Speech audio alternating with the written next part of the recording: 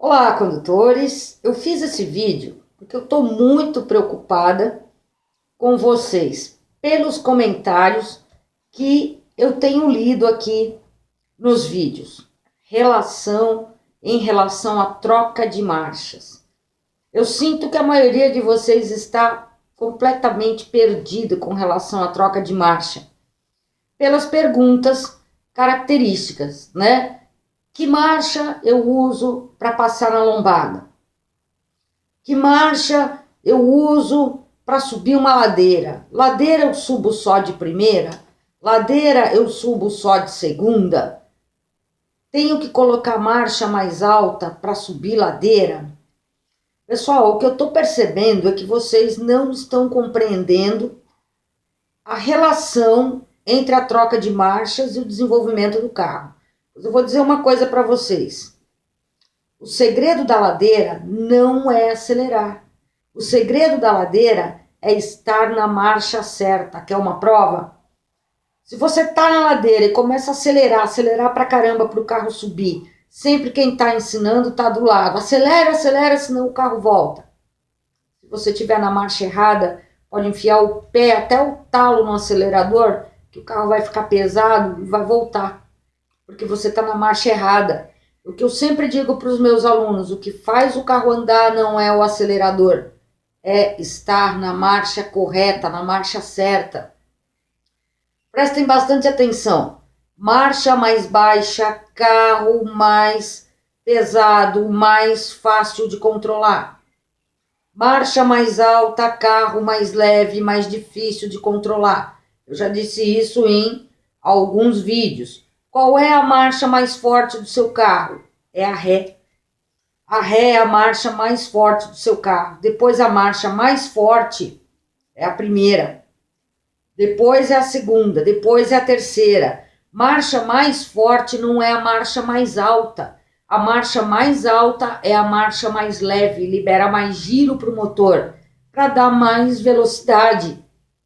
Então, no começo, você tem que estabelecer uma relação entre a velocidade que você está e a velocidade que você precisa para subir o morro. Como vocês sabem, eu dou aula para habilitados e os meus alunos costumam vir de outros lugares que eles contrataram para ter aula e as aulas não funcionaram, as aulas não deram certo. E quando eu aplico a avaliação com os meus alunos, que eu faço avaliação do medo de dirigir por meio de um questionário de 8 páginas, mas eu também faço a avaliação prática, para saber o domínio mínimo que esse aluno vai ter do veículo. E eu percebo que quando eu peço, eu constato isso, quando eu peço ao meu aluno, suba esta ladeirinha aqui, eu vejo que os meus alunos estão completamente perdidos. Começam a acelerar que nem uns loucos, o carro sai esgoelando, gastando um monte de combustível, esticando a marcha no máximo. Mas para que isso? O carro vai morrer. Não, o carro não morre. Se ele estiver em movimento, por mínimo que seja, se ele mantiver um giro completo de roda, de tão devagar que ele anda, ou meia roda, se ele andar muito lentamente, mas se ele estiver na marcha certa, ele vai subir sem problema. Um exemplo é a primeira marcha, para subir um morro muito íngreme, ou então um morro de barro, um morro com pedrisco, um morro com macadame, que é aquela espécie de barro fino junto com pedra, para subir um morro de areia, para subir um tipo de ladeira que não tem tanto atrito do solo com o pneu. Suba de primeira. Quanto mais inclinada, sobe a ladeira de primeira. Daí eu peço para o aluno, vamos subir essa ladeira. E aí ele sobe arregaçando, sobe num pau que nem um louco, nem sabe o que está fazendo. Se um cachorro, uma criança cruza na frente, não vai ter uma reação defensiva.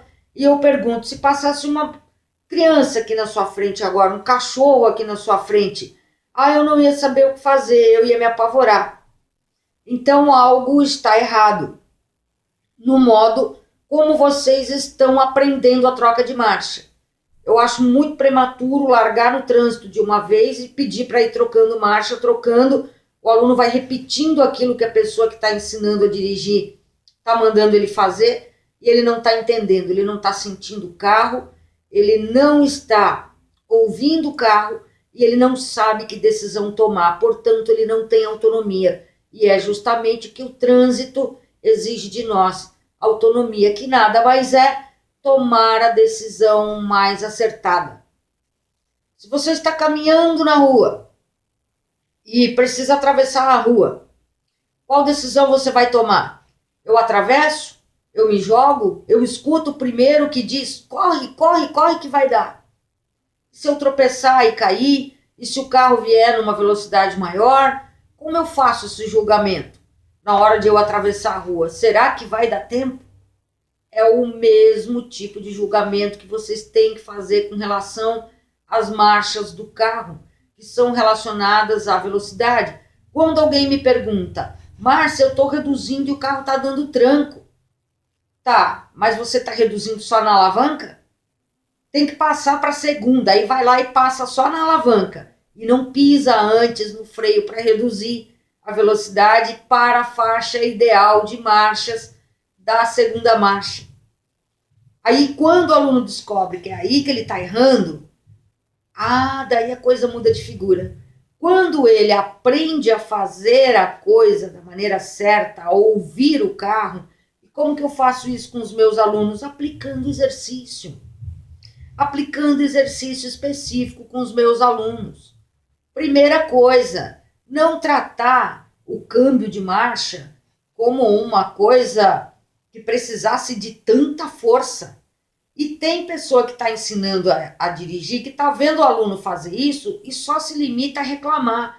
Mas chegaram a escrever aqui no canal, né? Primeiro, um comentário mal educado, que eu tratei de apagar, e depois essa pessoa que ensina a dirigir, dizendo, você fala isso porque você não sabe o tanto que esses alunos relaxados estragam a marcha do carro.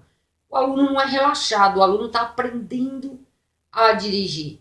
Então ele não é desleixado, o aluno não sabe. Se você aplicar com o seu aluno um exercício, explicar para ele corretamente como funciona o câmbio de marcha, como é a relação das marchas, tratar de trabalhar o emocional do seu aluno, ele vai passar a marcha do carro com muita suavidade, porque ele vai descobrir que não precisa força, que é muito lento, é uma manteiguinha, é passar a marcha que nem segura no bracinho de um bebê. E tem muito aluno aí que está arrancando o bracinho do bebê porque não se aplicou o exercício com ele para ele entender. Não se sobe marcha arregaçando. A pessoa que está ensinando a dirigir não diz para o aluno, acelera, acelera, acelera que não dá. Tem pessoas que estão vendo que o aluno está numa marcha muito alta e ainda assim acelera, pisa até o fundo que ele sobe.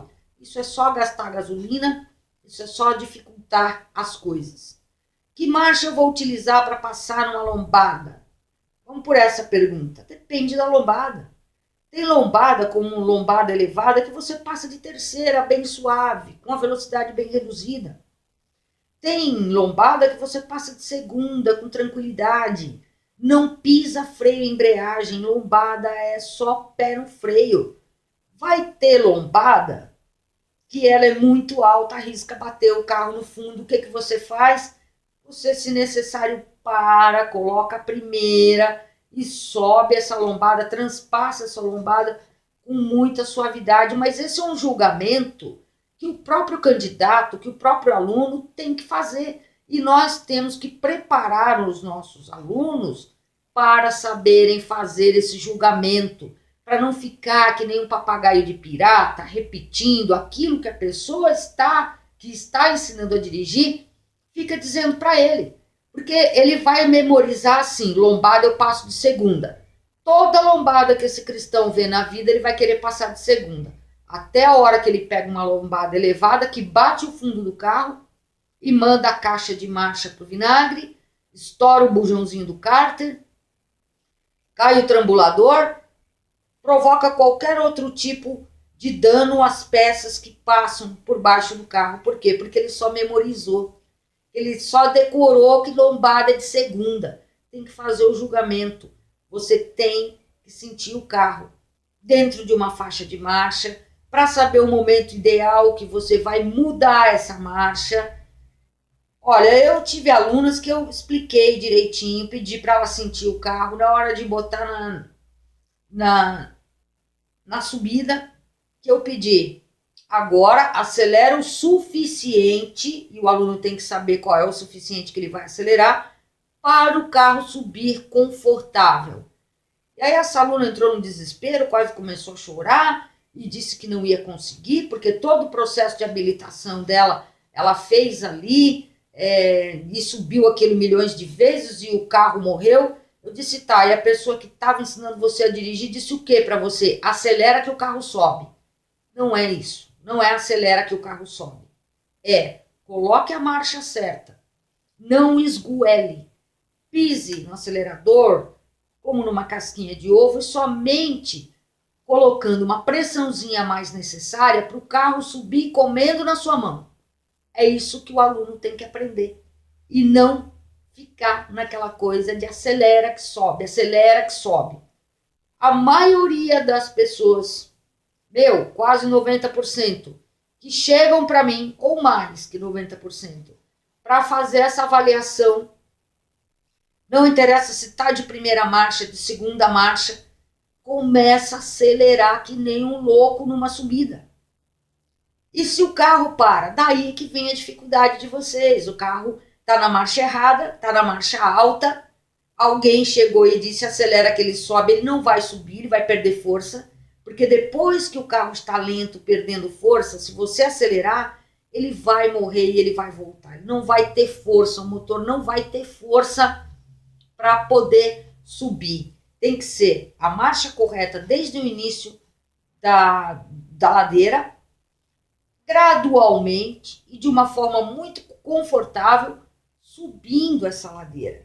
Esse troca-troca de marcha e morro, geralmente, quando está aprendendo a dirigir, é um drama.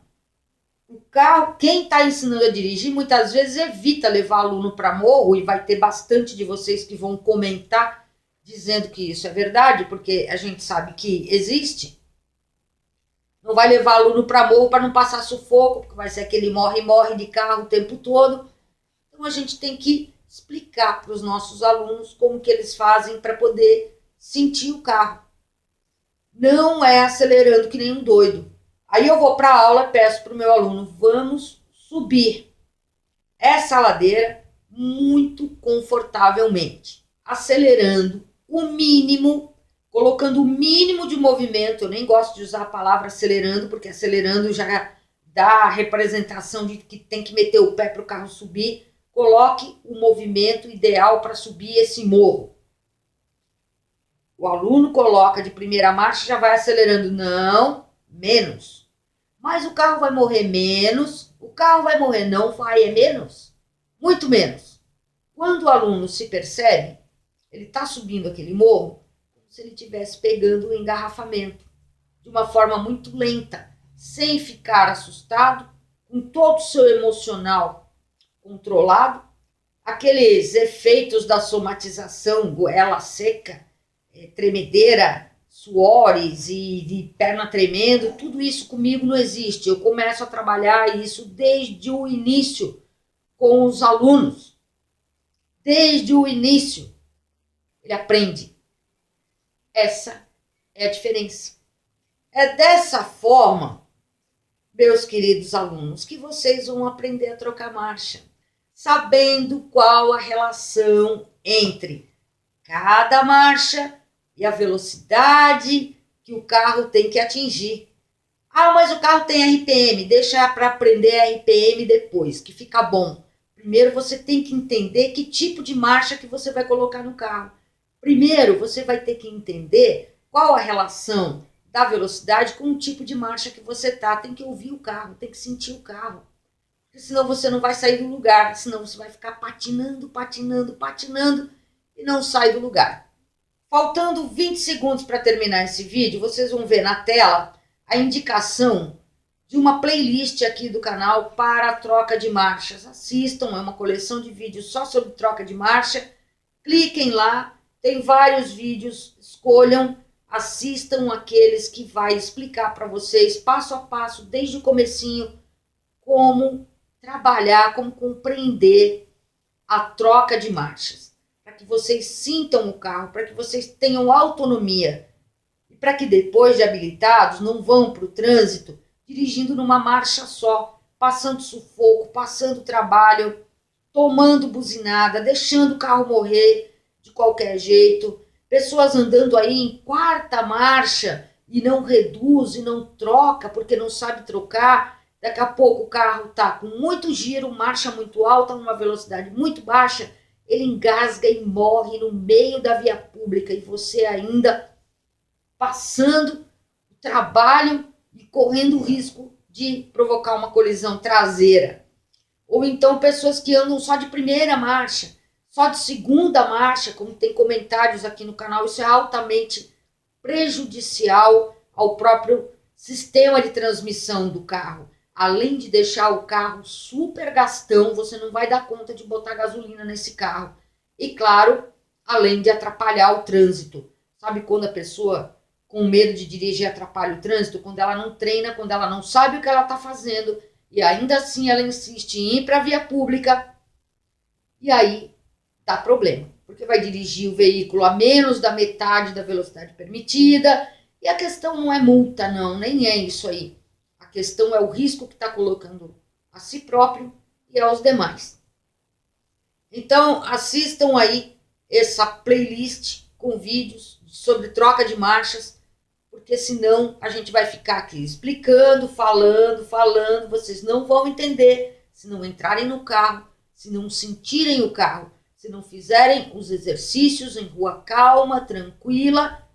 E se você está tendo dificuldade com troca de marcha, peça ao seu instrutor, peça à pessoa que está ensinando você, seja no CFC, seja no treinamento de habilitados, peça para que essa pessoa aplique exercícios com você. Não tem essa de que não precisa não, precisa sim, precisa aplicar, existe um monte de exercício para fazer, tá? Precisa do instrutor ali do lado, por isso que eu sempre recomendo, né? Tá no CFC, não pega o carro e vai para a via pública não, você não é habilitado, não vai fazer besteira para perder seu processo aí, para ficar suspenso por 6 meses, para pagar uma multa super salgada, para complicar a vida de quem emprestou o carro, e se você é o condutor, é o proprietário do carro, tá mais lascado ainda.